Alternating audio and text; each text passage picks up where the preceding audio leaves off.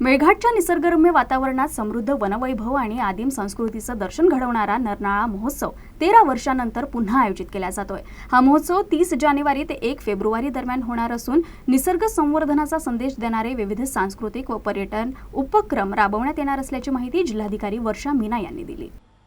या माध्यमातून स्थानिकांना रोजगाराच्या संधी उपलब्ध होणार असून निसर्गाला कुठलीही हानी न पोहोचवता निसर्गाच्या सानिध्यात आणि निसर्ग संवर्धनाचा संदेश देणाऱ्या उपक्रमातून महोत्सवाचं आयोजन करण्यात आल्याची माहिती जिल्हाधिकारी वर्षा मीना यांनी दिली। या महोत्सवाच्या पूर्वतयारीच्या अनुषंगाने संबंधित यंत्रणांची तयारी सुरू आहे।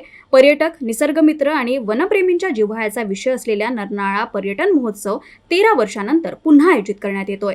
मेळघाटचे समृद्ध वनवैभव, ऐतिहासिक नरनाळा किल्ला, आदिम संस्कृती आणि परंपरांचं दर्शन महोत्सवातून घडणार असून नौकाविहार, सफारी, आदिवासी नृत्यकला, सादरीकरण, पक्षी निरीक्षण, गड भटकंती, गिर्यारोहण आदी साहसी खेळ, छायाचित्र प्रदर्शन याबरोबरच अनेकविध सांस्कृतिक महोत्सवांचं आयोजन केलं जाणार आहे।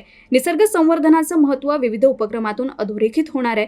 वनपर्यटनाबरोबरच पॅरासेलिंग आणि साहसी खेळांचा महोत्सवात समावेश आहे। वन्यजीवनाची सफर घडवण्याबरोबरच विविध कला प्रदर्शनातून सातपुड्याच्या संस्कृतीचं दर्शन घडणार आहे। त्यासाठी सुसज्ज दालनं महोत्सवात असतील अशी माहिती जिल्हाधिकारी मीना यांनी यावेळी दिली।